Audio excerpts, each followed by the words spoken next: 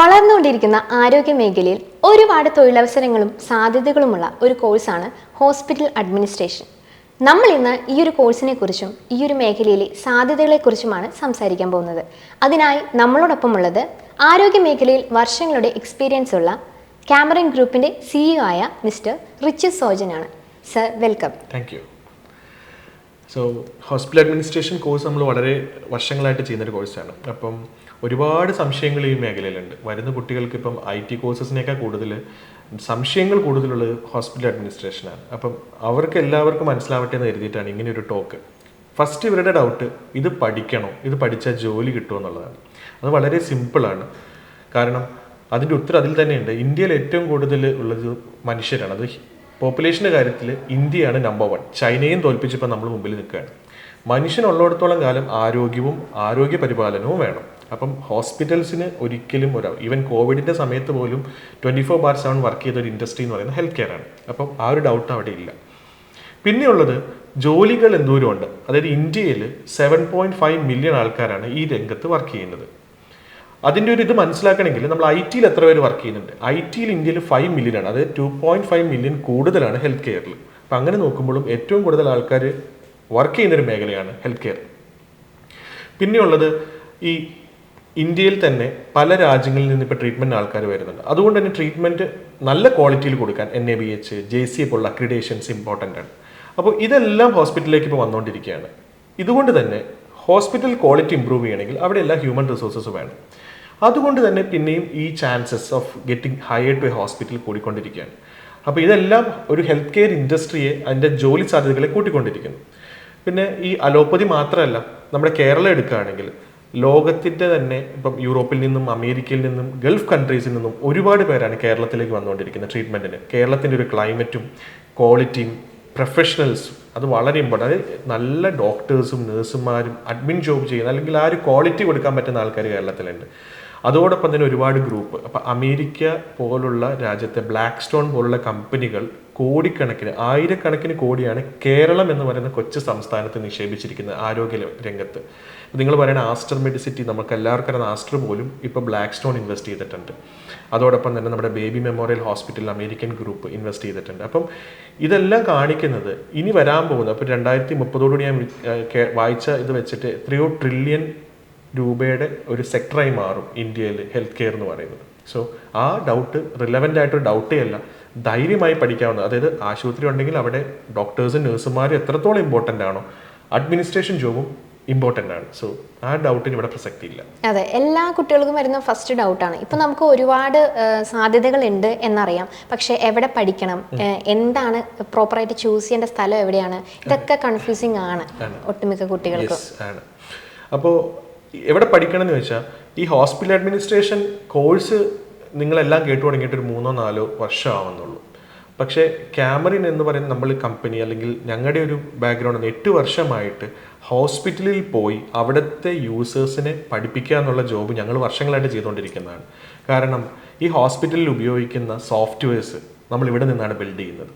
അപ്പോൾ ഈ സോഫ്റ്റ്വെയർ ഞങ്ങൾ ഈവൻ ജസ്റ്റ് അഡ്മിൻ ജോബ് മാത്രമല്ല, ബില്ലിംഗ് സ്റ്റാഫിനെ, പർച്ചേസ്, ഡോക്ടേഴ്സിനെ, നഴ്സുമാരെ എല്ലാം നമ്മൾ വർഷങ്ങളായിട്ട് പഠിപ്പിച്ച് വരികയായിരുന്നു. അപ്പോൾ ഈ വർക്ക് നമുക്ക് നല്ല എക്സ്പീരിയൻസ്ഡ് ആണ്. അങ്ങനെ ഇരിക്കുമ്പോഴാണ് ഈ ഹോസ്പിറ്റൽ അഡ്മിനിസ്ട്രേഷൻ കോഴ്സസ് പല ആൾക്കാരും തുടങ്ങി. നമ്മൾ IT മാത്രമായിരുന്നു ഫോക്കസ് ചെയ്തുകൊണ്ടിരുന്നത്. അപ്പോൾ നമ്മുടെ കസ്റ്റമേഴ്സ് നമ്മളോട് പറയുന്ന പല ആൾക്കാരും, സ്റ്റാഫും ഹോസ്പിറ്റലിലേക്ക് വരുന്നു. ഹോസ്പിറ്റലിലേക്ക് വന്ന് അവരെ 3-4 മാസം സോഫ്റ്റ്വെയറിൽ ട്രെയിൻ ചെയ്യണം. അതായത് എല്ലാ മേഖലയിലും ഇപ്പോൾ കമ്പ്യൂട്ടറൈസ്ഡ് ആയി കഴിഞ്ഞു. അതേപോലെ ഹെൽത്ത് കെയർ മേഖലയും കമ്പ്യൂട്ടറൈസ്ഡ് ആണ്. ഒരു വർക്കും ഇവർ പേപ്പറിൽ ഇപ്പോൾ ചെയ്യുന്നില്ല, വളരെ ലിമിറ്റഡ് വർക്ക്സ് മാത്രമാണ് പോയിക്കൊണ്ടിരിക്കുന്നത്. അപ്പോൾ ഈ കമ്പ്യൂട്ടർ അറിയാതെ അല്ലെങ്കിൽ ഈ സോഫ്റ്റ്വെയർ അറിയാതെ ഒരു OP എന്താണ്, IP എന്താണ്, അല്ലെങ്കിൽ ഹോസ്പിറ്റലിനെ പറ്റി ഒരു ബേസ് കുറച്ച് തിയറി പഠിച്ചുകൊണ്ട് വരുന്ന ഒരു കോൺസെപ്റ്റ് അവിടെ വർക്ക് ആവുന്നില്ല. അപ്പോൾ ഹോസ്പിറ്റലുകാർ പിന്നെ ഇൻവെസ്റ്റ് ചെയ്യാണ് 3 മാസം 4 മാസം ഇവരെ പഠിപ്പിക്കാൻ. അപ്പോൾ പല ഹോസ്പിറ്റലും ഡയറക്ടേഴ്സ് ആയിട്ടുള്ള മീറ്റിങ്ങിൽ അവർ നമ്മളോട് റിക്വസ്റ്റ് ചെയ്തത്, ഇത് പഠിച്ച, അതായത് ഈ സോഫ്റ്റ്വെയർ പഠിച്ച കുട്ടികളെ ഞങ്ങൾക്ക് കിട്ടുവാണെങ്കിൽ ഞങ്ങൾക്ക് ഫസ്റ്റ് ഡേ അല്ലെങ്കിൽ സെക്കൻഡ് ഡേ ഇൻഡക്ഷൻ കഴിഞ്ഞ് നേരെ വർക്കിലേക്ക് ഇടാം. അപ്പോൾ ഈ ഒരു ആശയത്തിൻ്റെ പുറത്ത് ഇന്ത്യയിൽ തന്നെ ആദ്യമായിട്ട് സോഫ്റ്റ്വെയർ ഇൻ്റഗ്രേറ്റഡ് ഹോസ്പിറ്റൽ അഡ്മിനിസ്ട്രേഷൻ എന്നുള്ള ഒരു കോഴ്സ് നമ്മൾ ഡിസൈൻ ചെയ്തു. അപ്പോൾ ആ ഡിസൈൻ വഴി ആ ചെയ്ത കോഴ്സ് വഴി ഒരുപാട് കുട്ടികൾ പഠിച്ചു. അപ്പോൾ ഇവർ നമ്മുടെ തന്നെ കുറേ ഹോസ്പിറ്റൽസ്, നമ്മുടെ സോഫ്റ്റ്വെയർ, ഈ സോഫ്റ്റ്വെയറിൻ്റെ പ്രത്യേകത എന്ന് വെച്ചാൽ നമ്മൾ തന്നെ ഉണ്ട്, അത് ഇതേ വേറെ ഹോസ്പിറ്റൽ സോഫ്റ്റ്വെയർസും സെയിം പ്ലാറ്റ്ഫോമാണ്. ഇപ്പോൾ ഇവിടെ വർക്ക് ചെയ്ത് ഇത് പഠിച്ചു കഴിഞ്ഞാൽ വേറെ ഹോസ്പിറ്റലിൽ വേറെ സോഫ്റ്റ്വെയർ ആണെങ്കിൽ അതിലും നിങ്ങൾക്ക് പോയി വർക്ക് ചെയ്യാൻ പറ്റും. അപ്പോൾ ഇവിടുന്ന് റിക്രൂട്ട് ചെയ്യപ്പെടുന്ന നമ്മുടെ കുട്ടികൾക്ക് ഫസ്റ്റ് റെസ്യൂംസ് ഷോർട്ട് ലിസ്റ്റ് ആവാൻ തുടങ്ങി. കാരണം ഓൾറെഡി ഇവർക്ക് സോഫ്റ്റ്വെയർ എക്സ്പീരിയൻസ് ഉണ്ട്. പിന്നെ ഉണ്ടായ സംഭവം എന്ന് വെച്ച് കഴിഞ്ഞാൽ അവിടെ ചെന്ന് first or second day induction കഴിഞ്ഞ് ഇവർക്ക് ബില്ലിങ്ങിലേക്കോ ഇൻഷുറൻസിലേക്കോ പോവാം. കാരണം ഇവർക്ക് സോഫ്റ്റ്വെയർ അറിയാം, ഈ സോഫ്റ്റ്വെയർ വഴിയാണ് ഈ കാര്യങ്ങളൊക്കെ ചെയ്യുന്നത്. സോ ഇങ്ങനെയാണ് ഈ കോഴ്സ് ഇവിടെ ഡിസൈൻ ചെയ്തിരിക്കുന്നത്. അപ്പോൾ അതിൻ്റേതായ മാറ്റങ്ങൾ ഈ കോഴ്സിനുണ്ട്. അപ്പം ക്യാമറയിൽ നിങ്ങൾ പഠിക്കുമ്പോൾ നിങ്ങളുടെ ബെനിഫിറ്റ് എന്താണെന്ന് വെച്ചാൽ ഹോസ്പിറ്റൽ അഡ്മിനിസ്ട്രേഷനും അതോടൊപ്പം തന്നെ സോഫ്റ്റ്വെയർ ഇൻറ്റഗ്രേറ്റഡ്. ഈ സോഫ്റ്റ്വെയർ നമ്മൾ തന്നെ ഡിസൈൻ ചെയ്തതാണ്. വേറൊരാളുടെ സോഫ്റ്റ്വെയർ ഒക്കെ പലരും പഠിക്കും. നമ്മൾ പറഞ്ഞാൽ നമ്മുടെ സ്വന്തം ഹോസ്പിറ്റൽസിൽ നമ്മൾ ഉപയോഗിക്കുന്ന സോഫ്റ്റ്വെയർ ആണ് നമ്മൾ ട്രെയിൻ ചെയ്യുന്നത്. ഓക്കെ സർ, അതുപോലെ തന്നെ ഇതിൽ ചില തെറ്റായ ധാരണകളാണോ എന്നറിയില്ല, പെൺകുട്ടികൾക്ക് മാത്രമാണ് ഹോസ്പിറ്റൽ അഡ്മിനിസ്ട്രേഷൻ എടുക്കാൻ പറ്റുക എന്നൊക്കെയുള്ളൊരു ടോക്ക് ഉണ്ട്. അത് ശരിയാണോ ശരിക്കും? അതായത് ഞാനും അത് ഒരുപാട് ഉണ്ട്. ഇതിൻ്റെ ആഡ് ചെയ്യുന്നതായിക്കോട്ടെ, അല്ലെങ്കിൽ കൂടുതൽ വീട്ടമ്മമാർ, പെൺകുട്ടികൾ അങ്ങനെ ഒരു ഫോക്കസ്ഡ് ആവുന്നുണ്ടോ എന്ന് എനിക്ക് തോന്നിയിട്ടുണ്ട്. പക്ഷേ ആരോഗ്യ മേഖലയിൽ എൻ്റെ ഒരു എക്സ്പീരിയൻസ് ചെയ്ത് എനിക്ക് ഫീൽ ചെയ്ത് അങ്ങനെ ഒന്നുമില്ല. ഉദാഹരണത്തിന് ഹോസ്പിറ്റലിൽ ഒരു ഓൾ ടുഗദർ എടുക്കുമ്പോൾ ഡോക്ടേഴ്സും ഡോക്ടേഴ്സ് നിങ്ങൾ നോക്കൂ, ആണുങ്ങളും മെയിൽസ് ആൻഡ് ഫീമെയിൽ, അതിനകത്ത് യാതൊരു ഡിഫറൻസും ഇല്ല. ആണിനും ഡോക്ടറാവാം, പെണ്ണിനും ഡോക്ടർ. നേഴ്സസിന് വരുമ്പോൾ ഇന്ത്യയിൽ പൊതുവെ നേഴ്സിംഗ് ഇത് കരിയർ ചൂസ് ചെയ്യുന്നത് പെൺകുട്ടികളാണ്. അപ്പോൾ ആ ഒരു സെഗ്മെന്റിൽ നോക്കുവാണെങ്കിൽ ശരിയാണ്, പെൺകുട്ടികളാണ് ഡോമിനേറ്റ് ചെയ്ത് നിൽക്കുന്നത്. കാരണം അത് അവർക്കേ പറ്റുള്ളൂ. കാരണം ഇത് ഒരു സർവീസാണ്, ഒരു കെയർ ആണ്, എമ്പതി സിമ്പതി ഒക്കെ വേണ്ടതാണ്. അത് പെൺകുട്ടികൾ അതിൽ മിടുക്കരാണ്. അതുകൊണ്ട് തന്നെ ആ നേഴ്സിംഗ് വർഷങ്ങളായിട്ട്, അതിപ്പോൾ നമ്മൾ ലോകം മുഴുവൻ എടുത്ത പെൺകുട്ടികളുടെ ഒരു എന്താ പറയുക, നിങ്ങളുടെ ഒരു കുത്തക മേഖലയാണ് നേഴ്സിംഗ് എന്ന് പറയുന്നത്. അതിൽ നമ്മൾ പ്രൗഡുമാണ്. പക്ഷെ അത് കഴിഞ്ഞാലുള്ള ബാക്കി ജോബ്സ് പറഞ്ഞാൽ അഡ്മിൻ ജോബ്സ് ആണ്. അഡ്മിൻ ജോബ്സ് വരുമ്പോൾ ഒരു പർച്ചേസ് ഡിപ്പാർട്ട്മെന്റ് ആയിക്കോട്ടെ, ഒരു ഫിനാൻസ് ഡിപ്പാർട്ട്മെന്റ് ആയിക്കോട്ടെ, അതല്ല ഇൻഷുറൻസ് ഡിപ്പാർട്ട്മെന്റ് ആയിക്കോട്ടെ, PRO ഡിപ്പാർട്ട്മെന്റ് ആയി, ഇതിവിടെ ഒന്നും ആൺകുട്ടിയെന്നോ പെൺകുട്ടിയെന്നോ ഒന്നും ഡിഫറൻസ് ഇല്ല. സ്മാർട്ടായിരിക്കണം, ഇതിനെപ്പറ്റി അറിഞ്ഞിരിക്കണം, ഹോസ്പിറ്റലിന് നല്ലൊരു റിസോഴ്സ് ആയിരിക്കണം. ഇത് മാത്രമേ അവർ നോക്കുന്നുള്ളൂ. പിന്നെ വരുന്ന ഒരു സെഗ്മെന്റ് എന്ന് പറഞ്ഞാൽ ബില്ലിംഗ് സ്റ്റാഫാണ്, ഫ്രണ്ട് ഓഫീസ് സ്റ്റാഫ്. അത് ഞാൻ കണ്ടിട്ടുണ്ട് ഹോസ്പിറ്റലിൽ കുറച്ച് പ്രിഫറൻസ് കൂടുതൽ പെൺകുട്ടികൾക്കാണ്. അതിപ്പോൾ നമ്മളിപ്പോൾ ഹോട്ടലിൽ ചെന്നാലും നിങ്ങൾ കണ്ടേ, റിസപ്ഷനിലേക്ക് വരുമ്പോൾ അത് നിങ്ങൾക്ക് ദൈവികമായി തന്നെ ഒരു ഭംഗിയുണ്ട്. അപ്പം ഹോസ്പിറ്റലിലേക്ക് ഒരാളെ വെൽക്കം ചെയ്യാൻ എന്താ പറയുക, അതിപ്പം ഏത് മേഖലയിലും ഒരു വെൽക്കം അല്ലെങ്കിൽ റിസപ്ഷൻ അല്ലെങ്കിൽ ഗസ്റ്റ് റിലേഷൻഷിപ്പ്, അതിന് കുറച്ചുകൂടെ ഇപ്പോഴത്തെ മോഡേൺ ഇതിൽ പറഞ്ഞ ഗസ്റ്റ് റിലേഷൻഷിപ്പിൽ പെൺകുട്ടികളാണ്. അപ്പോൾ അവിടെ ഒരു കുറച്ച് മുൻഗണന പെൺകുട്ടികൾക്ക് ഉണ്ടെന്നുണ്ട്. ബാക്കി ഇത്രയും ഡിപ്പാർട്ട്മെന്റ്സ് കിടക്കുന്നു. അപ്പോൾ ആണിനും പെണ്ണിനും ഒരേ സാധ്യതയാണ്. അപ്പം ആൺകുട്ടികൾ മാത്രം അല്ല പെൺകുട്ടികൾ മാത്രം മുന്നോട്ട് വരണമെന്നില്ല ഹോസ്പിറ്റൽ അഡ്മിനിസ്ട്രേഷൻ പഠിക്കാൻ വേണ്ടിയിട്ട്. അങ്ങനെയാണ്. ഓക്കെ, വേറൊരു കാര്യം ചോദിക്കാനുള്ളത്, ഈ ഒരു ഹോസ്പിറ്റൽ അഡ്മിനിസ്ട്രേഷൻ ഈ കോഴ്സ് എടുക്കാനായിട്ട് പ്രത്യേകിച്ച് എന്തെങ്കിലും ഒരു എലിജിബിലിറ്റി ക്രൈറ്റീരിയ പറയുന്നുണ്ടോ? ഒരു ക്രൈറ്റീരിയ ഉള്ളതെന്ന് വെച്ചാൽ നമ്മൾ +2 ആണ് മിനിമം ക്വാളിഫിക്കേഷൻ. അതിപ്പം നമ്മുടെ കേരളം സാക്ഷരതയുടെ കാര്യത്തിൽ മുൻപന്തിയിലാണ്, ഇന്ത്യ ആയിക്കൊണ്ടിരിക്കുന്നു. അപ്പം +2 ഒരു മിനിമം ക്വാളിഫിക്കേഷൻ ഫോർ എനിത്തിങ്. ഇപ്പം നമുക്കറിയില്ല എന്ത്, എനിക്കൊന്നു എൻ്റെ ആവശ്യം പാസ്പോർട്ടിന് തന്നെ അപ്ലൈ ചെയ്യണമെങ്കിൽ 10th +2 എന്തോ വേണം. അപ്പം അതൊരു മിനിമം ക്വാളിഫിക്കേഷനായി. നമുക്ക് ആ മിനിമം ക്വാളിഫിക്കേഷൻ മതി ഹോസ്പിറ്റൽ അഡ്മിനിസ്ട്രേഷൻ പഠിക്കാൻ. പിന്നെ വേണ്ടത് സ്മാർട്ടായിരിക്കണം, കോൺഫിഡൻ്റ് ആയിരിക്കണം. പിന്നെ നമുക്ക് ഞാൻ പറഞ്ഞ പോലെ ഒരു സിമ്പതി ഉള്ളവരായിരുന്നു. നമ്മൾ വർക്ക് ചെയ്യാൻ പോകുന്നത് ഹോസ്പിറ്റലിലേക്കാണ്. അപ്പോൾ ഇത്രയൊക്കെ, ഇതാണ് ഇതിൻ്റെ എൻ്റെ മൈൻഡിലെ മെയിൻ ക്രൈറ്റീരിയ എന്ന് പറഞ്ഞാൽ നമ്മൾ നല്ല സ്മാർട്ട് ആൻഡ് കോൺഫിഡൻ്റ് ആയിരിക്കണം, പിന്നെ നല്ല സിമ്പതിയും എമ്പതിയും ഉള്ള ഒരാളായിരിക്കണം. ഇതാണ് ഇതിൻ്റെ ബേസിക് ക്രൈറ്റീരിയ ഉള്ളൂ. ഡിഗ്രി ഹോൾഡർ ആയിരിക്കണം എന്നുള്ളത് ഇല്ല. +2 കഴിഞ്ഞവർക്ക്, ഡിഗ്രി കഴിഞ്ഞവർക്ക്, ഈവൻ എഞ്ചിനീയറിംഗ് കഴിഞ്ഞിട്ട് ആ ഫീൽഡ് ഇഷ്ടമല്ലാഞ്ഞിട്ട് ഹോസ്പിറ്റലിലേക്ക് വരുന്ന ആൾക്കാരുണ്ട്. അപ്പോൾ അതിനകത്ത് തന്നെ പറയുകയാണെങ്കിൽ ഇപ്പം ഹോസ്പിറ്റലിലും IT ഒരു ഡിപ്പാർട്ട്മെന്റ് ഉണ്ട്. അപ്പം അവിടുത്തെ IT ഡിപ്പാർട്ട്മെന്റിൽ ജോലി ചെയ്യണമെങ്കിൽ IT മാത്രം അറിഞ്ഞാൽ പോലെ ഹോസ്പിറ്റൽ എന്താണെന്ന് പറയാം. ഒരുപാട് കുട്ടികൾ ഹോസ്പിറ്റൽ IT-യിലേക്ക് കയറുന്നുണ്ട് നമ്മുടെ ഇത് പഠിച്ചിട്ട്.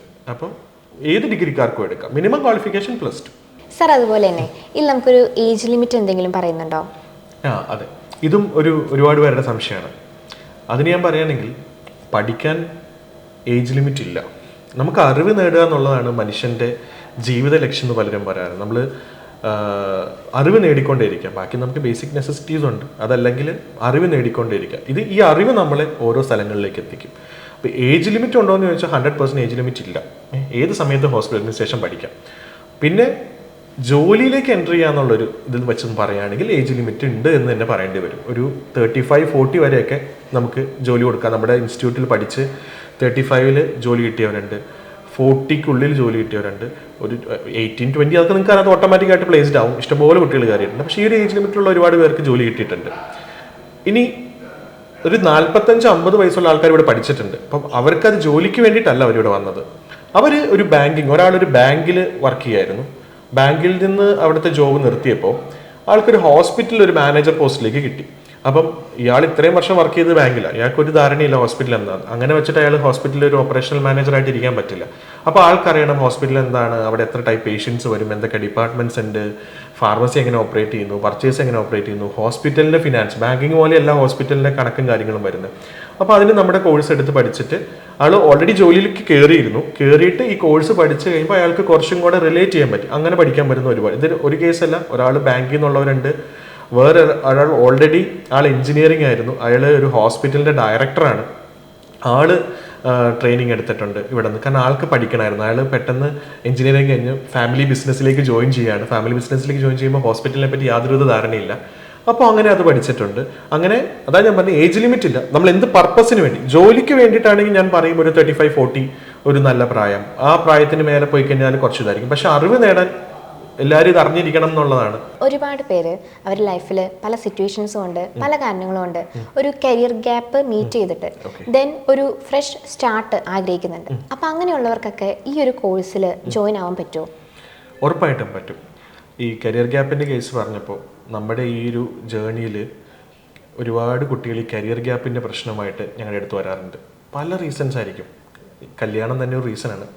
കല്യാണം കഴിച്ച് കഴിഞ്ഞാൽ ഒരു കുട്ടി വളർന്നത് വലിയൊരു കാര്യമാണ്. ഒരു അമ്മ എന്ന് അത് ഞാൻ നേരത്തെ പറഞ്ഞാൽ പെൺകുട്ടികൾക്ക് മാത്രം ഉള്ളൊരു ഭാഗ്യമാണ് അമ്മ ആവുക എന്നുള്ളത്. അപ്പം ആ സമയത്ത് കരിയർ സ്റ്റോപ്പ് ചെയ്യേണ്ടി വരാം. അല്ലെങ്കിൽ വീട്ടിലെ എന്തെങ്കിലും പ്രശ്നം കൊണ്ട് ആണിനാവാം, പിന്നെ വീട്ടിൽ പേരൻസിന് എന്തെങ്കിലും അസുഖമാണ്. അങ്ങനെ പലരും കരിയർ ഒന്ന് ബ്രേക്ക് ചെയ്തിട്ട് അവരുടെ കാര്യങ്ങളിൽ ഇമ്പോർട്ടൻസ് കൊടുത്തു. പിന്നെ മേ ബി എന്തെങ്കിലും ഒരു ആക്സിഡൻറ്റോ, അപ്പം ഇങ്ങനെ വരുന്ന കേസസിലൊക്കെ ഒരു കരിയർ സ്റ്റോപ്പ് ചെയ്യുന്നുണ്ട്. അതിനുശേഷം അവർക്ക് ഇതെല്ലാം ഓക്കെ ആയി കഴിയുമ്പോൾ ഒരു കരിയർ സ്റ്റാർട്ട് ചെയ്യണം. അപ്പോൾ അവസരങ്ങൾ ഉണ്ടെങ്കിലും ഇവർക്ക് കിട്ടുന്നില്ല. ഇവരെന്തുകൊണ്ട്, എല്ലാവരും ചോദ്യമാണ് ഇവരെന്തുകൊണ്ട് കരിയർ സ്റ്റോപ്പായി കാര്യങ്ങൾ. അപ്പം നമ്മുടെ ഉള്ള പല കോഴ്സസ്, അതിനകത്ത് മെയിൻ ഹോസ്പിറ്റൽ അഡ്മിനിസ്ട്രേഷൻ ഞാൻ സജസ്റ്റ് ചെയ്ത്, കാരണം ഈസി ആയിട്ട് ഇവർക്ക് പഠിച്ചെടുക്കാം. ഞാൻ നേരത്തെ പറഞ്ഞ ഒരുപാട് ജോലി സാധ്യതകളുണ്ട്. നമ്മുടെ ഈ കോഴ്സ് അറ്റൻഡ് ചെയ്ത് കരിയർ ഗ്യാപ്പ് ഒരു 3-4 വർഷം ഗ്യാപ്പ് ഉണ്ടായിട്ട് അത് വേറെ ഇൻഡസ്ട്രിയിൽ വർക്ക് ചെയ്തിട്ട് കരിയർ ഗ്യാപ്പ് വന്ന് ഈ കോഴ്സ് പഠിച്ച് ജോലിക്ക് കയറിയ കുട്ടികളുണ്ട്. അപ്പോൾ നമ്മുടെ പേജസ് ഒക്കെ നോക്കുമ്പോൾ നമുക്ക് കാണാൻ പറ്റും. അതോടൊപ്പം തന്നെ ഇപ്പോൾ IT ഞാൻ ഹോസ്പിറ്റൽ അഡ്മിനിസ്ട്രേഷൻ മാത്രമാണെന്ന് വെച്ചാൽ വേറെ കോഴ്സ് എന്ന് പറഞ്ഞാൽ കരിയർ ഗ്യാപ്പ് വന്നത് ഒരിക്കലും നിങ്ങളൊരു പ്രശ്നമായിട്ട് എടുക്കരുത്. കരിയർ ഗ്യാപ്പ് പല റീസൺ കൊണ്ട് പലർക്കും വരാം. നമ്മളതിനെ അതൊരു ചലഞ്ചാണ്. തൊഴിൽ എന്ന് പറയുന്നത് ഇമ്പോർട്ടൻ്റ് ആണ്. അപ്പം ഞാൻ മനസ്സിലാക്കുന്നത് ഇപ്പം ആണുങ്ങളാണെങ്കിൽ ഇപ്പം മെയിനായിട്ട് പുറം രാജ്യങ്ങളിലൊക്കെ എല്ലാവരും ജോലിക്ക് പോകും. നമുക്ക് പണ്ട് അങ്ങനെ ഒരു തോട്ടം ഉണ്ടായിരുന്നു, ആണുങ്ങൾ ജോലിക്ക് പോവും, പെൺകുട്ടികൾ വീട്ടിലിരിക്കും. ആ ഒരു കോൺസെപ്റ്റ്സ് ഒക്കെ മാറി തുടങ്ങിയിട്ടുണ്ട്. അപ്പോൾ അത് ശരിക്കും മാറണം തന്നെയാണ്. ഒരു ഡെവലപ്ഡ് ഇന്ത്യ നമ്മൾ സ്വപ്നം കാണുന്നുണ്ടെങ്കിൽ നമ്മൾ രണ്ടുപേരും, അതായത് ആണും പെണ്ണും ഒരേപോലെ വർക്ക് ചെയ്യണം. അപ്പോൾ അതൊരു എക്സ്ട്രാ നമ്മുടെ ഫാമിലിയുടെ ഒരു ഫിനാൻഷ്യൽ സ്റ്റെബിലിറ്റിക്ക് ഹെൽപ്പ് ചെയ്യും. ഇപ്പം ആണിന് കുറച്ചൊരു ജോലി പോകും, എന്തെങ്കിലും സംഭവിച്ചാലും ആ ഒരു ഇൻകം വീട്ടിനെ സപ്പോർട്ട് ചെയ്യും, കുട്ടികളുടെ പഠിത്തത്തിന്. അപ്പം ഇവർക്ക് കോൺട്രിബ്യൂട്ട് ചെയ്യാൻ സാധിക്കും. സോ കരിയർ ഗ്യാപ്പ് എന്ന് പറയുന്നത് ഈസി ആയിട്ട് സോൾവ് ചെയ്യാൻ പറ്റുന്ന ഒരു കോഴ്സ് ഹോസ്പിറ്റൽ അഡ്മിനിസ്ട്രേഷൻ ആണ്. പിന്നെ ഒരു കോഴ്സ് ഞാൻ പറയുകയാണെങ്കിൽ ഇപ്പോൾ ടെക്നിക്കൽ എന്ന് പറയുകയാണെങ്കിൽ സോഫ്റ്റ്വെയർ ടെസ്റ്റിംഗ് ഒക്കെ പോലത്തെ കോഴ്സസ് നമുക്ക് എടുക്കാൻ പറ്റും. പക്ഷേ ഹോസ്പിറ്റൽ അഡ്മിനിസ്ട്രേഷൻ്റെ ഒരു രീതിയിൽ പറഞ്ഞാൽ ദ ബെസ്റ്റ് ചോയ്സ് എന്ന് ഞാൻ പറയും. സർ, അതുപോലെ തന്നെ എനിക്ക് വളരെ ഇൻട്രസ്റ്റിംഗ് ആയിട്ട് തോന്നിയൊരു കാര്യമാണ്, ഇപ്പോൾ IT പഠിക്കുന്ന കുട്ടികൾക്ക് ലാബ് ഫെസിലിറ്റി കൊടുക്കുന്നുണ്ട്. സോ അതിനപ്പുറം ഹോസ്പിറ്റൽ അഡ്മിനിസ്ട്രേഷൻ എന്ന് പറഞ്ഞൊരു കോഴ്സിന് ഇതേ ലാബ് ഫെസിലിറ്റി കൊടുക്കുന്നുണ്ടെന്ന് പറയുന്നുണ്ട്. അതിനെപ്പറ്റി ഒന്ന് എക്സ്പ്ലെയിൻ ചെയ്യാമോ? ഉറപ്പായിട്ടും. അതായത് IT കമ്പ്യൂട്ടർ ഭയങ്കര ഇമ്പോർട്ടൻ്റ് ആണ്. ലാബ് കാര്യങ്ങൾ ഒക്കെ കോളേജസിലായിക്കോട്ടെ നമ്മുടെ ഇൻസ്റ്റിറ്റ്യൂട്ടിലൊക്കെ ലാബും കാര്യങ്ങളൊക്കെ ഉണ്ട്. അപ്പോൾ ഞാൻ നേരത്തെ പറഞ്ഞ പോലെ ഹോസ്പിറ്റൽ അഡ്മിനിസ്ട്രേഷൻ്റെ തിയറി മാത്രം പഠിപ്പിച്ച് പുറത്തിറങ്ങുന്ന കുറേ ആൾക്കാരെയാണ് പല ഇൻസ്റ്റിറ്റ്യൂട്ട്സിൽ നിന്നും ഹോസ്പിറ്റൽസിന് കിട്ടുന്നത്. അപ്പോൾ ഇതാണ് പല ഹോസ്പിറ്റലുകാർ എന്നോട് പറഞ്ഞത്. ഇങ്ങനെ കുറേ ആൾക്കാർ വന്നിട്ട് ഇവർക്ക് മൗസ് പിടിക്കാൻ അറിയില്ല, ടൈപ്പ് ചെയ്യാൻ അറിയില്ല, സോഫ്റ്റ്വെയർ നമ്മൾ പഠിപ്പിക്കുന്നുണ്ട്. അതിനോടൊപ്പം തന്നെ ഇത് പഠിച്ചാൽ തന്നെ നമ്മൾ ഈ മൊബൈൽ മാത്രം യൂസ് ചെയ്ത ആൾക്കാരാണ് ഇവർ. പല ഡിഗ്രിയിൽ നിന്ന് +2 കഴിഞ്ഞിട്ട് ഇപ്പം കീബോർഡ് സ്പീഡ് പോലും ഇല്ല. ചില മൾട്ടി സ്പെഷ്യാലിറ്റി ഹോസ്പിറ്റലിൽ ഒരു ദിവസം 2000-2500 പേഷ്യൻസ് വരും. ഇത് നമ്മൾ പതുക്കെ ഇരുന്ന് അടിച്ചൊക്കെ വിട്ട് കഴിഞ്ഞാൽ അന്നൊന്നും പേഷ്യൻ്റ് വീട്ടിൽ പോവില്ല. സോ ഒരു ലാബ് ഉണ്ടാക്കണമെന്നുള്ളത് നമ്മുടെ ഒരു ആഗ്രഹം. അപ്പം നമ്മൾ എന്ത് ചെയ്തു, ലാപ്ടോപ്സ് വെച്ച് എന്താണോ ഒരു ഹോസ്പിറ്റലിൽ ഒരു അറ്റ്മോസ്ഫിയറിൽ ഉണ്ടാകുന്ന ആ ഒരു സിസ്റ്റവും സോഫ്റ്റ്വെയർ ഓൾറെഡി നമ്മുടെ കയ്യിലുണ്ട്, ഇതും ക്രിയേറ്റ് ചെയ്ത് നമ്മുടെ കോഴ്സിനോടൊപ്പം അതാത് ദിവസം അല്ലെങ്കിൽ എല്ലാ വീക്കിലും ഒരു ലാബ്, അതായത് ഹാൻഡ്സ് ഓൺ ട്രെയിനിങ് ആണ്. അപ്പോൾ ഇവർ രജിസ്റ്റർ ചെയ്യും, ബില്ലടിക്കും, ഇൻഷുറൻസിൻ്റെ ഡീറ്റെയിൽസുകൾ എൻ്റർ ചെയ്യും, പർച്ചേസുകൾ നോക്കും, എല്ലാ കാര്യങ്ങളും ഇവർ ലാപ്ടോപ്പിൽ ചെയ്യും. അപ്പോൾ ഈ 3 മാസം 4 മാസം ഈ ലാപ്ടോപ്പ് യൂസ് ചെയ്ത് ഈ ലാബ് ഫെസിലിറ്റി യൂട്ടിലൈസ് ചെയ്ത് ഇവർ പുറത്തിറങ്ങുമ്പോൾ, ഞാൻ നേരത്തെ പറഞ്ഞ ഹോസ്പിറ്റലുകാർക്ക് സെക്കൻഡ് ഡേ ഓക്കെ സോഫ്റ്റ്വെയർ പഠിച്ചു എന്ന് വിചാരിച്ച് കയറ്റാൻ പറ്റില്ലല്ലോ. മുമ്പിൽ പേഷ്യൻ്റ് വന്ന് നിൽക്കുമ്പോൾ പേര്, അഡ്രസ്സ്, ഒരു എക്സാമ്പിൾ ഞാൻ പറയുകയാണ്, ഇത്രയും കാര്യങ്ങൾ കൊടുക്കും. അല്ലെങ്കിൽ പർച്ചേസിൻ്റെ ബില്ലുണ്ട്, ഇത് സ്പീഡ് ചെയ്യണ്ടേ, ഇതിനുള്ള എല്ലാ ട്രെയിനിങ്ങും ഇവിടെ നിന്ന് കൊടുക്കുന്നുണ്ട്. കംപ്ലീറ്റ് ട്രെയിനിങ് നമ്മൾ കൊടുക്കുന്നുണ്ട്. അപ്പോൾ ഇങ്ങനെയൊരു സിസ്റ്റം എനിക്ക് തോന്നുന്നില്ല വേറെ ഏതെങ്കിലും ഇൻസ്റ്റിറ്റ്യൂട്ട്സുകൾ ചെയ്യുന്നുണ്ടോ എന്ന്. കാരണം അത് ഇല്ലെങ്കിൽ അവരും ചെയ്യണം എന്നാണ് ഞാൻ, നമുക്ക് ഇൻട്രസ്റ്റ് വലുതാകുക എന്നുള്ളതാണ്. അപ്പം നമ്മുടെ നമ്മൾ ചെയ്യുന്നത് നല്ല കാര്യങ്ങൾ, മറ്റേ ചെയ്യുന്ന നല്ല കാര്യം നമ്മളും എടുക്കണം. അപ്പം ഞാൻ പറയുന്നത് ഒരു ഹോസ്പിറ്റൽ അഡ്മിനിസ്ട്രേഷൻ നമ്മുടെ ഇതിനകത്ത് ഓൾറെഡി നമ്മൾ ചെയ്തിട്ടുണ്ട്. നടത്തുന്നവർ ഇത് പ്രാക്ടീസ് ഒരു ലാബ് വേണം എന്നുള്ളതാണ് എൻ്റെ അഭിപ്രായം. സാർ, അതുപോലെ തന്നെ നമ്മളിപ്പോൾ ഇത്രയും നേരം സംസാരിച്ചതിൽ പലപ്പോഴായിട്ട് സോഫ്റ്റ്വെയറിന്റെ കാര്യം പറഞ്ഞു. ആക്ച്വലി അങ്ങനെ ഒരു സോഫ്റ്റ്വെയർ ബിൽഡ് ചെയ്യണം എന്നുള്ള തോട്ട് സാറിന് എപ്പോഴാണ് ഉണ്ടായത്? അതിന്റെ സാധ്യതകളെ കുറിച്ചൊക്കെ ഒന്ന് പറയാമോ? അതായത് ഇന്ത്യയിൽ ഒരു 10-15 പണ്ട് തൊട്ടേ സോഫ്റ്റ്വെയർസും കാര്യങ്ങളുണ്ട്. ഹെൽത്ത് കെയർ മേഖലയിലേക്ക് ഒട്ടും തന്നെ സോഫ്റ്റ്വെയർസ് വന്നിട്ടുണ്ടായിരുന്നില്ല. നമ്മുടെ പല ഹോസ്പിറ്റലിലും ചെല്ലുമ്പോൾ കംപ്ലീറ്റ് പേപ്പർ വർക്ക്സ് ആയിരുന്നു. അപ്പോൾ ബാക്കിയുള്ള എല്ലാ മേഖലകളിലും ഓൾമോസ്റ്റ് കമ്പ്യൂട്ടറൈസ്ഡ് ആയിക്കൊണ്ടിരിക്കുകയായിരുന്നു. അപ്പോൾ ഈ ഒരു സാധ്യത, അതായത് ഹോസ്പിറ്റൽ ഓൾറെഡി ഞാൻ പറഞ്ഞു 70,000-ന് മേലെ ഹോസ്പിറ്റൽസ് ഇന്ത്യയിൽ തന്നെയുണ്ട്, വലിയ ഹോസ്പിറ്റൽസ്. ക്ലിനിക്ക് എടുത്തപ്പോൾ നമ്മൾ തന്നെ ചിന്തിച്ച് നമ്മുടെ വീടിന് ചുറ്റും 1-2 ക്ലിനിക്ക്, ഇപ്പോൾ ക്ലിനിക്സുകൾ ഇഷ്ടം പോലെ. അപ്പോൾ അതിൻ്റെ സാധ്യത ഭയങ്കര വലുതാണ് എന്ന് മനസ്സിലായി. അപ്പോൾ നമ്മൾ ഇൻ ഹൗസ് ഒരു പ്രൊഡക്റ്റ് ബിൽഡ് ചെയ്തു. അത് ഹോസ്പിറ്റൽസിന് വേണ്ടി അവരുടെ കംപ്ലീറ്റ് വർക്ക് ഫ്ലോ പേപ്പർലെസ് ആക്കാവുന്ന രീതിയിൽ നമ്മൾ ബിൽഡ് ചെയ്തു. അത് ഭയങ്കര സക്സസ്ഫുൾ ആയിട്ട് റൺ ആവുന്നുണ്ട്. അപ്പം ഹോസ്പിറ്റൽ തൊഴിലിനോടൊപ്പം തന്നെ എന്ത് സാധനവും നമുക്ക് ഹോസ്പിറ്റൽ റിലേറ്റഡ് ആയിട്ടുള്ള എന്ത് ബിസിനസ് സ്റ്റാർട്ട് ചെയ്താലും സക്സസ് ആണ്. ഓക്കെ. അതുപോലെ തന്നെ ഇപ്പോൾ നമ്മൾ ഈ ഒരു കോഴ്സ് ചൂസ് ചെയ്ത് ഒരു സ്റ്റുഡൻറ്റ് വരികയാണെങ്കിൽ എങ്ങനെയാണ് അവർക്കൊരു മെൻറ്ററിങ്ങും കാര്യങ്ങളും പ്രൊവൈഡ് ചെയ്യുന്നത് ഇവിടെ? ഞാൻ പറഞ്ഞല്ലോ, ഇവർ മെയിനായിട്ട് നമുക്ക് ഇവിടെ വരുന്ന കുട്ടികൾ ഒരു ജോലി കിട്ടാനാണ് വരുന്നത്, ഇവർ എടുക്കുന്ന കോഴ്സ് എടുക്കുന്നത്. അപ്പം നേരത്തെ ഞാൻ പറഞ്ഞ പോലെ തിയറിയും പഠിപ്പിച്ചു, ലാബ് ഫെസിലിറ്റിയും കൊടുത്തു. ഇതെല്ലാം കൊടുത്തിട്ട് ഇവർക്കൊരു ജോലി, ഒരു സർട്ടിഫിക്കറ്റും കൊടുത്ത് വിട്ടുകൊണ്ട് ഇവർക്ക് ഒട്ടും സന്തോഷം ഉണ്ടാവില്ല. ഇവർക്ക് ലാസ്റ്റ് വേണ്ടത് ജോലിയാണ്. അപ്പം ഈ ജോലിയിലേക്ക് എത്താൻ ഈ 2 കാര്യങ്ങൾ മാത്രം മതിയെന്ന് ചോദിച്ചാൽ അല്ല. ഈ 2 കാര്യങ്ങൾ ഇതിൻ്റെ ഒരു ഭാഗം മാത്രമാണ്. ഇതൊരു 50 to 60% എത്തി. ഇനിയുണ്ട് ഒരു 40%. ഈ 40% എന്ന് പറയുന്നതാണ് കമ്മ്യൂണിക്കേഷൻ, സോഫ്റ്റ് സ്കിൽ. പിന്നെ ഹെൽത്ത് കെയർ മേഖലയാകുമ്പോൾ ഞാൻ ഗ്രൂമിങ്ങും കൂടെ പറയും. ഓക്കെ, ഈ 3 കാര്യങ്ങളോടെ ഒത്തുചേർന്നാൽ ഒരു ജോലിയിലേക്ക് എത്താൻ പറ്റുള്ളൂ. ഇപ്പം ഞാൻ എല്ലാം പഠിച്ചു. ഇൻ്റർവ്യൂവിൻ്റെ മുമ്പിൽ പോയിട്ട് നമ്മുടെ പ്ലേസ്മെൻറ്റ് സെല്ല് ഭയങ്കര സ്ട്രോങ് ആണ്, ഇന്ത്യയിലുള്ള എല്ലാ ഹോസ്പിറ്റൽസിലായിട്ടും കണക്റ്റഡ് ആണ് എന്നൊക്കെ നമ്മൾ പറയുമ്പോൾ, അതേ സമയത്ത് നമുക്കൊരു കുട്ടിയെ ഹോസ്പിറ്റലിൽ എത്തിക്കാൻ പറ്റും ഇൻ്റർവ്യൂവിന് വേണ്ടി. അയാളൊന്നും മിണ്ടിയില്ല, ക്വസ്റ്റ്യൻ സെൽഫ് ഇൻട്രോ ചോദിച്ചു, ഒന്നും പറയണില്ല. അല്ലെങ്കിൽ ഹോസ്പിറ്റലിനെ പറ്റി ചോദിക്കും, എല്ലാം അറിയാം, ഭയങ്കര ബ്രില്യൻ്റ് ആയിരിക്കും, നമ്മൾ പഠിപ്പിച്ച എല്ലാം അറിയാം, പക്ഷേ സംസാരിക്കാൻ പറ്റുന്നില്ല പിള്ളേർക്ക്. പേടി, ഭയം, ഇൻ്റർവ്യൂയോടുള്ള ആ ഒരു ഇതെല്ലാം മാറ്റിയെടുക്കാൻ പ്രോപ്പർ കമ്മ്യൂണിക്കേഷൻ ക്ലാസ്സും സോഫ്റ്റ് സ്കിൽ ട്രെയിനിങ്ങും നമ്മുടെ ഈ സ്കെഡ്യൂളിനൊപ്പം നമ്മൾ കൊണ്ടുപോകുന്നുണ്ട്. അതോടൊപ്പം തന്നെ ഗ്രൂമിങ്. ഓക്കെ, ഞാൻ ഇപ്പോൾ നന്നായിട്ട് സംസാരിക്കുന്നുണ്ട്, എല്ലാം ഉണ്ട്. ഇത് ഒന്നാമത് ചെല്ലുന്ന ഹോസ്പിറ്റലിലേക്കാണ്. ഗ്രൂമിങ്, നമ്മൾ നല്ല സ്മാർട്ടായിട്ട്, നല്ല നീറ്റായിട്ട്, നല്ല ഡ്രസ്സ് ചെയ്ത് ചെല്ലുന്നത് ഇൻ്റർവ്യൂവിന് നമ്മൾ ഹെൽപ്ഫുൾ ആവും. അപ്പോൾ അതും നമ്മൾ കുട്ടികൾ, ഇപ്പോൾ ഇപ്പോഴത്തെ കുട്ടികൾക്ക് ഈ സ്കൂൾ കഴിഞ്ഞ് അല്ലെങ്കിൽ കോളേജിൽ അവർ പ്രാക്ടീസ് ചെയ്ത് വരുന്നത്, ഇപ്പോൾ ഹോസ്റ്റലിലൊക്കെ ആയിരിക്കും താമസിക്കുന്നത്.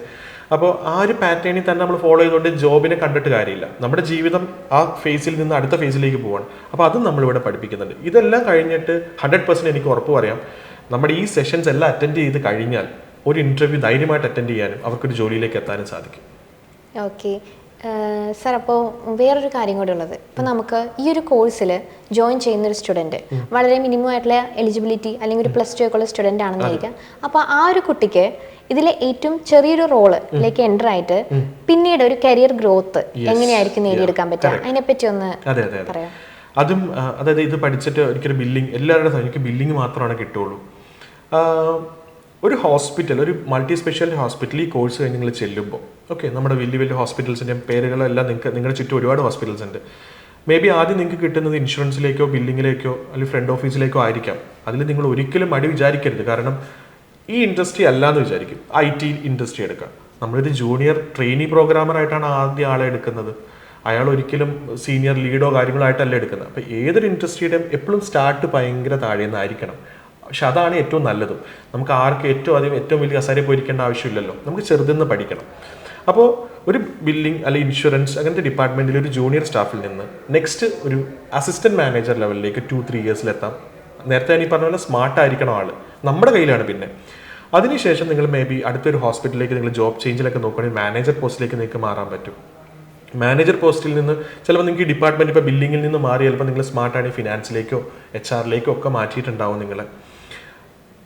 അവിടെ നിന്നുകൊണ്ട് ഒരു കമ്പനിയുടെ top C level employees, okay, CEO, COO പോലുള്ള പൊസിഷനിലേക്ക് വരെ എത്താൻ പറ്റും. ഇത് ഞാൻ ഒട്ടും എക്സാജറേറ്റ് ചെയ്ത് അല്ലെങ്കിൽ നടക്കാത്ത കാര്യം പറയുന്നതൊന്നുമല്ല. ഈ അടുത്ത് ഞാനൊരു ഇൻ്റർവ്യൂ കണ്ടു. സൺറൈസ് ഗ്രൂപ്പിൻ്റെ ഇപ്പോഴത്തെ CEO ഒരു സെയിൽസ്മാൻ ആയിരുന്നു. ആൾ ഇന്ന് സൺറൈസ് ഗ്രൂപ്പിൻ്റെ CEO ആണ്. ആസ്റ്ററിൻ്റെ ഒരു CEO നോർമൽ ഹോസ്പിറ്റലിലെ ഒരു PRO അല്ലെ ഓപ്പറേഷൻ ജോബിൽ തുടങ്ങിയതാണ്. ആള് ആസ്റ്റർ ഗ്രൂപ്പിന് CEO ആയിട്ട് ഇരുന്നിട്ടുണ്ട്. അപ്പോൾ ഇതും നമ്മുടെ ചുറ്റും നടന്ന കാര്യങ്ങളാണ് ഞാൻ പറയുന്നത്. ഞാൻ വെറുതെ ഇത് പഠിച്ചുകൊണ്ട് കിട്ടുന്നത്. നമ്മുടെ ചുറ്റുമുള്ള ഒരു സെയിൽസ്മാനും അല്ലെങ്കിൽ ഒരു PRO ആയിട്ട് സ്റ്റാർട്ട് ചെയ്ത ആൾക്ക് ആസ്റ്റർ പോലത്തെ ഒരു ഗ്രൂപ്പിന് CEO ആവാൻ പറ്റുമെങ്കിൽ നിങ്ങൾക്ക് ആ കരിയറിൻ്റെ ഒരു ഗ്രോത്ത് എങ്ങനെ പോകുന്നത് മനസ്സിലായല്ലോ. പിന്നെ എവറിത്തിങ് നമ്മുടെ കയ്യിലാണ്. ഞാൻ നേരത്തെ പറഞ്ഞാൽ പഠിച്ചുകൊണ്ടേ ഇരിക്കുക, പ്രയത്നിച്ചുകൊണ്ടേ ഇരിക്കുക, ഇത് രണ്ടും ഇമ്പോർട്ടൻ്റ് ആണ്. ഒരുപാട് സ്വപ്നങ്ങളും ആഗ്രഹങ്ങളൊക്കെ ആയിട്ടാണ് ഒരു കുട്ടി ഈ ഒരു ഹോസ്പിറ്റൽ അഡ്മിനിസ്ട്രേഷൻ അങ്ങനെ ഒരു കോഴ്സൊക്കെ ചൂസ് ചെയ്ത് മുന്നോട്ട് വരുന്നത്. അപ്പോൾ നമ്മുടെ ഈ ഒരു ക്യാമറയിൽ വരുമ്പോൾ ആ ഒരു സ്റ്റുഡൻറ്റിന് എത്രത്തോളം പ്ലേസ്മെൻറ്റ് സപ്പോർട്ട് അല്ലെങ്കിൽ അവരുടെ ആ ഒരു കോഴ്സ് ചൂസ് ചെയ്ത് മുന്നോട്ട് പോകാനുള്ള ഓപ്പർച്യൂണിറ്റി എത്രത്തോളം സപ്പോർട്ട് ചെയ്ത് ഇവിടുന്ന് കൊടുക്കുന്നുണ്ട് എന്നുള്ളതിനെ പറ്റിയിട്ടൊന്ന് പറയാം. ഒരു ട്രെയിനിങ് കമ്പനി റൺ ചെയ്യുമ്പോൾ അതിൻ്റെ കോർ ടീം എന്ന് പറയുന്നത് പ്ലേസ്മെൻറ്റ് സെല്ല് തന്നെയാണ്. നമുക്കൊരു സ്ട്രോങ് പ്ലേസ്മെൻറ്റ് സെല്ലുണ്ട്. പിന്നെ ഹോസ്പിറ്റൽ മേഖലയിൽ പറയുകയാണെങ്കിൽ ഓൾറെഡി നമ്മൾ ഇന്ത്യയിൽ തന്നെ പല മേജർ ഹോസ്പിറ്റൽസുമായിട്ട് അസോസിയേറ്റഡ് ആണ്. ഞാൻ നേരത്തെ പറഞ്ഞ നമ്മുടെ സോഫ്റ്റ്വെയർസ് അവർ യൂസ് ചെയ്യുന്നുണ്ട്. പിന്നെ നമ്മുടെ പ്ലേസ്മെൻറ്റ് സെൽ ഇവിടെ ഇന്ത്യയിലും കേരളത്തിലുള്ള എല്ലാ വലിയ ഹോസ്പിറ്റൽസായിട്ടും കണക്റ്റഡ് ആണ്. ഇപ്പോൾ ഇവർക്കൊരു റിക്വയർമെൻറ്റ് വരും, ഇവർ നമ്മളോട് ചോദിക്കും നിങ്ങൾക്ക് നല്ല കുട്ടികളുണ്ടോ. പല ഹോസ്പിറ്റൽസുമായിട്ട് നമ്മൾ ഡയറക്റ്റ് MOU സൈൻ ചെയ്തിട്ടുണ്ട്. നമ്മളെ കുട്ടികളായിരിക്കും ഒരു ആദ്യം കൺസിഡർ ചെയ്യുക. കാരണം ഞാൻ ഈ പറഞ്ഞ ആ ഹോസ്പിറ്റൽസിലൊക്കെ നമ്മുടെ സോഫ്റ്റ്വെയർ യൂസ് ചെയ്യുന്നത്. അപ്പോൾ അവർ നോക്കും നമ്മുടെ തന്നെ സോഫ്റ്റ്വെയർ പഠിച്ച കുട്ടികളെ കിട്ടുമെങ്കിൽ പിന്നെ അവർക്ക് പിന്നെ റീട്രെയിനിങ്ങിൻ്റെ ആവശ്യമില്ല. അപ്പോൾ ഈ ഒരു പാസ്റ്റിൽ ഒരുപാട് കുട്ടികളെ വലിയ വലിയ ഹോസ്പിറ്റൽസിൽ ഇപ്പോൾ ബേബി മെമ്മോറിയൽ പോലത്തെ, സൺറൈസ്, പിന്നെ നമ്മുടെ മെഡിക്കൽ ട്രസ്റ്റ് പോലത്തുള്ള ഹോസ്പിറ്റൽസിലൊക്കെ നമുക്ക് പ്ലേസ് ചെയ്യാൻ പറ്റിയിട്ടുണ്ട്. ആസ്റ്ററിൽ പ്ലേസ് ചെയ്യാൻ പറ്റിയിട്ടുണ്ട്. അപ്പം ഞാൻ ഇത് കുറച്ച് പേരുകൾ പറയുന്നുള്ളൂ. നമ്മുടെ കേരളത്തിൽ ഒരുപാട് വലിയ ഹോസ്പിറ്റൽസിൽ അവിടെ നമ്മുടെ കുട്ടികൾ പ്ലേസ് ആയിട്ടുണ്ട്. അപ്പോൾ ഞാൻ 1-2 പേരുകൾ പറയും. ഇതാണ് വലിയ ഹോസ്പിറ്റൽ എന്നല്ല ഉദ്ദേശിച്ച്, ഞാൻ പെട്ടെന്ന് ഓർമ്മ വന്ന പേരുകൾ പറഞ്ഞു. അപ്പം അതല്ലാതെ ചെറിയ ക്ലിനിക്സ് ഞാൻ പറയുന്നത് കുട്ടികൾ ആദ്യം മനസ്സിലാക്കേണ്ടത് പഴയ കാലം മാറി. പണ്ടൊരു ഡോക്ടർ അല്ലെങ്കിൽ ഒരു ജൂനിയർ ഡോക്ടർ തുടങ്ങുന്ന ക്ലിനിക്സ് അല്ല ഇപ്പോൾ. 5-star ഫെസിലിറ്റീസ് ഉള്ള ആ സ്പെസിഫിക് ഡിപ്പാർട്ട്മെൻറ്റ് വരുന്ന ക്ലിനിക്സുകളുണ്ട്. ഇവിടെ സാലറിക്കൊന്നും ഒരു കുറവും ഡിഫറൻസോ അല്ലെങ്കിൽ വാല്യൂവിനൊരു കുറവോ ഇവിടെ വരുന്നില്ല. ഈ അടുത്ത് എസ്തെറ്റിക് കോസ്മെറ്റോളജി ക്ലിനിക്സുകൾ നമ്മൾ കണ്ടു കഴിഞ്ഞാൽ നമ്മുടെ മൾട്ടി സ്പെഷ്യാലിറ്റി ഹോസ്പിറ്റലിനേക്കാളും ബ്യൂട്ടിഫുൾ ആയിട്ടാണ് അവരുടെ ഓപ്പറേഷൻസും അവരുടെ ഇൻറ്റീരിയറും ഒക്കെ ചെയ്തിരിക്കുന്നത്. അപ്പം ലക്ഷറി എന്താ പറയുക 5-star ഫെസിലിറ്റി ഉള്ള ക്ലിനിക്സും ഉണ്ട്. അപ്പോൾ ഇങ്ങനെയുള്ള ക്ലിനിക്സായിട്ട് നമ്മൾ അസോസിയേറ്റ് ചെയ്തിട്ടുണ്ട് കേരളത്തിലുള്ള. അപ്പം ജോലി അപ്പോൾ ഈ രീതിയിൽ നമ്മുടെ പ്ലേസ്മെൻറ്റ് സെൽസ് ഇതൊക്കെയായിട്ട് കണക്ട് ചെയ്യും, കുട്ടികളെ അവിടെ എത്തിക്കുകയും അവർക്ക് 1-2 റൗണ്ട് ഇൻ്റർവ്യൂസ് കാണും. പിന്നെ നമ്മുടെ കുട്ടികൾക്ക് ഒരു പ്രിഫറൻസ് എന്തായാലും അവർ കൊടുക്കും. പിന്നെ ഈ ലൈഫ് ലോങ് എന്ന് പറയാൻ കാരണം നമ്മളൊരു ജോലിക്ക് കയറി ഒരു 1 year 2 year കഴിയുമ്പോൾ ഞങ്ങൾക്ക് പിന്നെയും ഈ ഹോസ്പിറ്റലിൽ നിന്ന് ഒരു 1 year എക്സ്പീരിയൻസ്ഡ് ആയിട്ടുള്ള ഇന്ന പൊസിഷൻ ഇൻഷുറൻസിലേക്കോ ബില്ലിങ്ങിലേക്കോ പർച്ചേസിലേക്കോ ഒക്കെ ആൾക്കാരെ ചെയ്യും. അപ്പോൾ നമ്മൾ നമ്മുടെ കാൻഡിഡേറ്റ്സിനെ ചോദിക്കും ആരെങ്കിലും ഇപ്പോൾ ഒരു ജോബ് ചേഞ്ച് നോക്കുന്നുണ്ടോ. അപ്പോൾ അവർ നമ്മൾ പിന്നെ ഹെൽപ്പ് ചെയ്യും അടുത്തൊരു ജോലിക്ക് കയറാൻ. അപ്പോൾ അങ്ങനെ ഇപ്പം ഒരു ഹോസ്പിറ്റലിൽ നിന്ന് അടുത്ത ഹോസ്പിറ്റലിലേക്കോ ഒരു ക്ലിനിക്കിൽ നിന്ന് അടുത്ത ഹോസ്പിറ്റലിലേക്കോ അല്ലെങ്കിൽ ഹോസ്പിറ്റലിൽ നിന്ന് ഒരു 5-star ക്ലിനിക്കിൽ അങ്ങനെയൊക്കെ നമ്മൾ പുതിയ ജോബ് കണ്ടെത്താനും സഹായിക്കുന്നുണ്ട് ഞങ്ങളുടെ പ്ലേസ്മെൻറ്റ് ഗ്രൂപ്പ്. സർ, അതുപോലെ തന്നെ നമുക്കിപ്പോൾ ഈ ഒരു കോഴ്സ് ചൂസ് ചെയ്ത് പഠിച്ചു കഴിഞ്ഞാൽ നമ്മൾ ഇന്ത്യയിലുള്ള തൊഴിലവസരങ്ങളെ കുറിച്ചും ഒക്കെ പറഞ്ഞു. പക്ഷെ വിദേശത്തേക്ക് നമുക്ക് എങ്ങനെയാണ് ഇതിൻ്റെ ഒരു ഓപ്പർച്യൂണിറ്റി പറയാവോ? അത് പറയുന്നത് ഈ അക്കൗണ്ടിങ് എന്ന് പറയുന്ന പോലെയാണ്. ഡെബിറ്റും ക്രെഡിറ്റും നമുക്ക് എല്ലാവർക്കും അറിയാം. അതായത് വരവും ചെലവും എന്നൊക്കെ പറയുന്ന പോലെ ഹെൽത്ത് കെയർ എന്ന് പറയുന്ന ലോകത്തിൽ ഒറ്റ ഡൊമൈനേ ഉള്ളൂ. നിങ്ങൾ കേരളത്തിൽ പഠിച്ചാലും തമിഴ്നാട്ടിൽ പഠിച്ചാലും അമേരിക്കയിൽ പോയി പഠിച്ചാലും ഹെൽത്ത് കെയർ എന്ന് പറയുന്ന അതിൻ്റെ ഡൊമൈൻ അത് ബാങ്കിങ് ഒരു ഡൊമൈനാണ്. അതേപോലെ തന്നെ ഒരു ഡൊമൈൻ ആണ് ഹെൽത്ത് കെയർ. അതുകൊണ്ട് തന്നെ ഈ പഠിക്കുന്ന ഈ സ്കിൽ അത് ഹോസ്പിറ്റൽ എന്താണെന്ന് പഠിക്കുന്നത്, നിങ്ങൾ ഈ പഠിക്കുന്ന സോഫ്റ്റ്വെയർ ഇതൊന്നും ഇവിടത്തേക്ക് വേണ്ടി ഉണ്ടാക്കിയതാണ്. ലോകത്തിലെ ഒരു സ്റ്റാൻഡേർഡുണ്ട്. ഞാൻ നേരത്തെ പറഞ്ഞ പോലെ JCA പോലത്തുള്ള സ്റ്റാൻഡേർഡുകളുണ്ട്. NABH എന്ന് പറയുന്നത് നമ്മുടെ ഇന്ത്യയുടെ സ്റ്റാൻഡേർഡാണ്. പക്ഷേ ആ ഇന്ത്യയുടെ സ്റ്റാൻഡേർഡ് ബിൽഡ് ചെയ്തിരിക്കുന്നത് ഇൻ്റർനാഷണലി എന്ത് നടക്കുന്നു എന്ന് കണ്ടിട്ടാണ്. അപ്പോൾ ഇത് പഠിക്കുന്നത് ഇത് പഠിച്ചു കഴിയുമ്പോൾ നിങ്ങൾ ഇവിടത്തേക്ക് മാത്രമല്ല ലോകത്തിലെ ഏത് ഹോസ്പിറ്റലിലോ ക്ലിനിക്കിലോ നിങ്ങൾ ചെന്ന് കഴിഞ്ഞാൽ അവിടെ കാണുന്ന അതേ കാര്യങ്ങളാണ് ഇവിടെ ഉള്ളത്. സോ ഇതിൻ്റെ ലിമിറ്റ് എന്ന് പറയുന്നത് വേൾഡ് വൈഡ് നിങ്ങൾക്ക് എവിടെയും പോവാം, നിങ്ങൾ അവിടെ പോവാം. ഞാൻ നേരത്തെ പറഞ്ഞത് നല്ല കമ്മ്യൂണിക്കേഷൻ സ്കില്ലും അവിടുത്തെ ലാംഗ്വേജും കാര്യങ്ങളും അറിയാമെങ്കിൽ ഇത് തന്നെ ചോദിക്കോളൂ. OP, out patient, in patient, emergency, lab, physiotherapy, dialysis, purchase, finance, ഇതൊന്നും മാറുന്നില്ല, ഇതൊക്കെ സെയിം ആണ്. സാർ അതുപോലെ തന്നെ ഒരുപാട് പേർക്ക് ഒരു ക്യൂരിയോസിറ്റി ഉള്ളൊരു കാര്യമാണ്, ഒരു ജോലിക്ക് വേണ്ടി പഠിക്കുമ്പോഴായാലും ഒരു ജോലിയിലോട്ട് എൻ്റർ ആവുന്നതിന് മുമ്പും എന്തായിരിക്കും ഒരു സാലറി പാക്കേജ് എന്നുള്ളത്. അപ്പം അതിനെ പറ്റിയിട്ടൊന്ന് ഡീറ്റെയിൽ ചെയ്യാൻ പറ്റുമോ? സാലറി പാക്കേജ് അത് എഗെയിൻ ഡിപ്പെൻഡ്സ് ആണ്. നമ്മൾ നേരത്തെ പറഞ്ഞ പോലെ ഓരോ സ്കെയിൽ ഓഫ് ഹോസ്പിറ്റൽസിന് എനിക്കിപ്പോൾ ഒരു എമൗണ്ട് ആയിട്ട് പറയാൻ പറ്റില്ല. ഇപ്പം ഒരു ചെറിയ ഹോസ്പിറ്റൽ കൊടുക്കുന്ന സാലറി ആയിരിക്കില്ല ഒരു സൂപ്പർ സ്പെഷ്യാലിറ്റി കൊടുക്കുന്നതായിരിക്കില്ല വലിയൊരു ഗ്രൂപ്പ് കൊടുക്കുന്ന സാലറി, അത് ഡിഫറെൻ്റ് ആയിക്കൊണ്ടിരിക്കും, ഡിഫർ ചെയ്തുകൊണ്ടിരിക്കും ഓരോ സമയത്തും. പക്ഷേ മിനിമം ഒരു ഡീസൻറ്റ് പേ, ഒരു 18 to 20 നമുക്ക് സ്റ്റാർട്ടിംഗ് പാക്കേജ് പെർ മന്ത് കിട്ടുന്ന ഒരു സിസ്റ്റം ഇപ്പോൾ ഇന്ത്യയിലുണ്ട്. മെയിൻ ഹോസ്പിറ്റൽസിനൊക്കെ കുറച്ച് ഗവൺമെൻറ് റെഗുലേഷൻസ് ഒക്കെ ഉണ്ട് സാലറിയിൽ. അത് വെച്ച് ഞാൻ നോക്കുമ്പോൾ എൻ്റെ ഒരു അറിവ് പ്രകാരം മിനിമം ഒരു സ്റ്റാർട്ടിംഗ് പേ ഒരു 18 നമുക്ക് കിട്ടാൻ ചാൻസ് ഉണ്ട് ഇന്ത്യയിൽ. ഓക്കെ, എക്സ്പീരിയൻസ് ആയതിനു ശേഷം ഞാൻ നേരത്തെ പറഞ്ഞല്ലോ, മാനേജർ ലെവലിലേക്ക് പോകുമ്പോഴത്തേക്ക് ഒരു 70-75 ഒക്കെ എത്തും. CEO ലെവലിലേക്ക് എത്തുമ്പോൾ 2 ലക്ഷം 3 ലക്ഷം സാലറി വാങ്ങുന്നവരുണ്ട്. അതായത് ഒരു 2-3 കൊല്ലം കഴിഞ്ഞാൽ നിങ്ങളുടെ കഴിവിനാണ് വില. അതായത് നിങ്ങൾ ആ ഹോസ്പിറ്റലിൽ ഡിപ്പെൻഡഡ് ആണ്, നിങ്ങളുടെ ജോലി കൊണ്ട് ഹോസ്പിറ്റലിൻ്റെ വരുന്ന പേഷ്യൻസിന് ഗുണമാണ്, ഹോസ്പിറ്റലിൻ്റെ വളർച്ചയ്ക്ക് നല്ലതാണെന്ന് തോന്നിക്കഴിഞ്ഞാൽ പിന്നെ നിങ്ങൾ പറയുന്നതാണ് പൈസ. അത് ഈ ഇൻഡസ്ട്രി എന്നല്ല, ഏത് ഇൻഡസ്ട്രിയിലും അങ്ങനെയാണ്. അപ്പം ആദ്യത്തെ ഒരു 3-4 വർഷം ഓക്കെ അവരുടെ ഒരു പേ സ്കെയിലിൽ പോകും. പിന്നെ നിങ്ങളുടെ സാലറി ഡിസൈഡ് ചെയ്യുന്നത് ഹോസ്പിറ്റലല്ല, നിങ്ങളാണ്. അതിപ്പം ഏത് ഇൻഡസ്ട്രിയിലും അങ്ങനെയല്ലേ. ഞാനൊരു 4 വർഷം 5 വർഷമായിട്ട് എനിക്ക് എത്ര രൂപ കിട്ടണമെന്ന് ഡിസൈഡ് ചെയ്യുന്ന കമ്പനിയല്ല, ഞാനാണ്. ആ കമ്പനിക്ക് തരാൻ പറ്റിയില്ലെങ്കിൽ അത് കിട്ടുന്ന കമ്പനിയിലേക്ക് അവർ മാറിക്കൊണ്ടിരിക്കും. സാർ, ഈ കോഴ്സ് എടുക്കുന്ന കുട്ടികൾക്ക് എനിക്ക് തോന്നുന്നു കുറച്ചുകൂടി നല്ല രീതിയിലൊരു ബെനിഫിഷ്യൽ ആണ് ഇതൊരു ഡുവൽ ഡിപ്ലോമ ആക്കിയത്. ആക്ച്വലി അതിനെ പറ്റിയിട്ടൊന്ന് എക്സ്പ്ലെയിൻ ചെയ്യാമോ? ഇപ്പം ഏതൊരു കാര്യം നമ്മളിങ്ങനെ റൺ ചെയ്തുകൊണ്ടിരിക്കുമ്പോഴാണല്ലോ നമ്മൾ എപ്പോഴും റിഫൈൻ ചെയ്തുകൊണ്ടിരിക്കണം. അപ്പോൾ ആദ്യമേ ഇത് ഒരു ഡിപ്ലോമ കോഴ്സ് ഹോസ്പിറ്റൽ അഡ്മിനിസ്ട്രേഷൻ. അപ്പോഴാണ് നമ്മൾ ഓർത്തത് ഹോസ്പിറ്റലിനകത്ത് വേണ്ടി നമ്മൾ HR പഠിപ്പിക്കുന്നുണ്ട്. അപ്പോൾ ഈ HRന് ഒരു ഡിപ്ലോമയും കൂടെ കൊടുത്താൽ ഒരു ഡ്യുവൽ ഡിപ്ലോമ എന്നൊരു സിസ്റ്റം കൊണ്ടുവരികയാണെങ്കിൽ ഈ കുട്ടികളുടെ ജോലി സാധ്യത ഒന്നും കൂടെ വലുതാവും. ഹോസ്പിറ്റലിൽ മാത്രം, അല്ലെങ്കിൽ ക്ലിനിക്ക് ഹോസ്പിറ്റൽസ് മാത്രം ഫോക്കസ് ചെയ്തിരുന്ന കുട്ടികൾക്ക് ലോകത്തിലെ ഏത് കമ്പനി, അതായത് ഒരു 10-15 എംപ്ലോയീസ് ഉള്ള ഒരു കമ്പനിക്ക് ഒരു HR ഇപ്പോൾ വേണം. അപ്പോൾ സൂപ്പർ മാർക്കറ്റ് ആയിക്കോട്ടെ, ഹോസ്പിറ്റൽ അല്ലാത്ത ഒരു ഫാക്ടറിയോ ഏതെങ്കിലും ഇൻഡസ്ട്രിയോ IT കമ്പനികൾ, ഇപ്പോൾ നമ്മുടെ ഈ IT നമുക്ക് തന്നെ HR 4-5 HR ആൾക്കാരുണ്ട്. സോ അവരുടെ സാധ്യതകളൊന്നും വലുതായി. അപ്പം നമ്മുടെ അടുത്ത് വന്നൊരു കുട്ടി പഠിച്ചിട്ട് ജോലിക്ക് വേണ്ടി പഠിക്കുമ്പോൾ ഏറ്റവും മാക്സിമം അവർക്ക് കൊടുക്കണം. അതായത് ഒരു ഡിഗ്രിക്കപ്പുറം അവരുടെ സാധ്യതകൾ നമ്മൾ വലുതാക്കി കൊടുത്തു. അപ്പോൾ ആ ഒരു റിഫൈൻമെൻറ്റിൻ്റെ ഭാഗമായിട്ട് നമ്മളൊരു ഡ്യുവൽ ഡിപ്ലോമ ഇപ്പോൾ സ്റ്റാർട്ട് ചെയ്തിട്ടുണ്ട്. അത് വളരെ സക്സസ്ഫുൾ ആയിട്ട് പോകുന്നു. പറയുമ്പോൾ തന്നെ കുട്ടികൾക്ക് വന്ന് എൻക്വയറി എടുക്കുമ്പോൾ തന്നെ ഭയങ്കര ഇൻട്രസ്റ്റ്. ഓക്കെ, എനിക്ക് അതായത് ഈ ഒരു മേഖലയിൽ അല്ലെങ്കിൽ അത് എപ്പോഴും നമ്മളൊരു പ്ലാൻ B വെക്കുന്നവരാണല്ലോ നമ്മളെല്ലാവരും. അപ്പോൾ മുമ്പ് ഒരു പ്ലാൻ B ഇല്ല. ഹോസ്പിറ്റൽ അഡ്മിനിസ്ട്രേഷൻ കഴിഞ്ഞാൽ ഹോസ്പിറ്റൽ, അതിൽ തന്നെ ഹോസ്പിറ്റൽ ഉണ്ടല്ലോ. പക്ഷേ ഇതിൽ അങ്ങനെയില്ല. എനിക്കിനിയിപ്പോൾ ഇൻ കേസ് എല്ലാവർക്കും ഹോസ്പിറ്റലിൽ ഇപ്പോൾ ഒരു വർഷം ഞാൻ വർക്ക് ചെയ്തു, ഹോസ്പിറ്റലിൽ എനിക്ക് അങ്ങോട്ട് പറ്റുന്നില്ല. അപ്പം മനുഷ്യരാണല്ലോ, ഇപ്പോൾ IT കമ്പനി പറ്റാത്തവർ ഹോസ്പിറ്റലിൽ പോകുന്നു പറഞ്ഞാൽ ഹോസ്പിറ്റലിൽ പറ്റാത്തവർ ചിലപ്പോൾ IT-ലേക്ക് വരും. അപ്പം HR, അപ്പോൾ അവർക്ക് ഒരു 1 year കഴിയുമ്പോൾ ഞങ്ങൾ സ്വിച്ച് ഇപ്പോൾ HR മതിയെങ്കിൽ, അപ്പോൾ ആ സമയത്ത് അവരുടെ ഒരു ഡിപ്ലോമ ഇല്ല, പിന്നെ അവരൊരു 6 മാസം അതിനുവേണ്ടി കളയണം. അപ്പോൾ 6 മാസം സമയം കൊണ്ട് ഹോസ്പിറ്റലിലും HR മാനേജ്മെൻറ്റിലും നിങ്ങൾക്കൊരു ഡിപ്ലോമ കിട്ടും. അത് ഭയങ്കര ഒരു എഫിഷ്യൻ്റ് ആയിട്ടുള്ള ഒരു കോഴ്സാണെന്നാണ് എനിക്ക് ഫീൽ ചെയ്തിരിക്കുന്നത്. അത് കുട്ടികൾക്ക് വേണ്ടി ചെയ്യുന്നതാണ്. ഓക്കെ സർ, അതുപോലെ തന്നെ നമ്മുടെ ഈ ഒരു കാലഘട്ടത്തിൽ വർക്കിംഗ് ആയിട്ടുള്ള പ്രൊഫഷണൽസും അതുപോലെ തന്നെ വീട്ടിലിരിക്കുന്നവര് ഡിസ്റ്റന്റ് ആയിട്ട് പോയി ഒരു കോഴ്സ് എടുത്ത് പഠിക്കാൻ സാധിക്കാത്തവർ, ഇങ്ങനെയുള്ള പല ഗ്രൂപ്പ് ഓഫ് പീപ്പിൾ ഉണ്ട്. അപ്പൊ അവർക്കൊക്കെ കംഫർട്ടബിൾ ആയിട്ടുള്ള രീതിയിൽ ഈ ഒരു കോഴ്സ് അറ്റൻഡ് ചെയ്യാൻ നമുക്ക് ഓപ്ഷൻസ് ഉണ്ടോ? ഉണ്ടല്ലോ. അതായത് കോവിഡിന് മുമ്പ് പലതും നമ്മളെല്ലാം നേരിട്ട് പോയി കണ്ട് ഒക്കെ തൊട്ട് ഇപ്പോൾ സാധനങ്ങൾ പോലും വാങ്ങിച്ചുകൊണ്ടിരുന്നത്. ഇപ്പോൾ ഒരു പോസ്റ്റ് കോവിഡ് അങ്ങനെ കുറേ മാറ്റങ്ങൾ ഡിജിറ്റൽ ഇതിൽ കൊണ്ടുവന്നിട്ടുണ്ട്. വളരെ എഫിഷ്യൻ്റ് ആയിട്ട് വളരെ എഫക്റ്റീവായിട്ട് നിങ്ങൾക്ക് ഹോസ്പിറ്റൽ അഡ്മിനിസ്ട്രേഷൻ ആൻഡ് HR എന്നുള്ള ഈ കോഴ്സ് വീട്ടിലിരുന്ന് പഠിക്കാം. നമ്മുടെ ഓഫ്ലൈൻ കോഴ്സസ് നമുക്ക് നമ്മുടെ കാക്കനാട് നമുക്ക് നല്ല ഫെസിലിറ്റീസും കാര്യങ്ങളും ഉണ്ട്.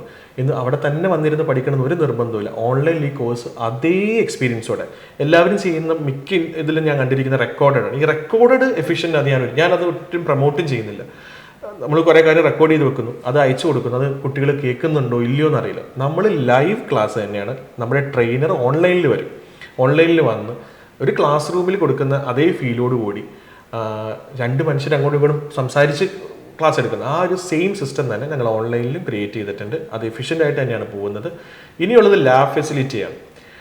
ഒരു ഡൗട്ട് വരാം. അപ്പം IT കുട്ടികളുടെ എല്ലാം ഈ കമ്പ്യൂട്ടർ ബാക്ക്ഗ്രൗണ്ടിൽ സിസ്റ്റം ഉണ്ട്. അപ്പം ബാക്കി എല്ലാവർക്കും ഇപ്പോൾ കമ്പ്യൂട്ടറും ഇതൊക്കെ ഉണ്ടാവണമെന്ന് നിർബന്ധമില്ലല്ലോ.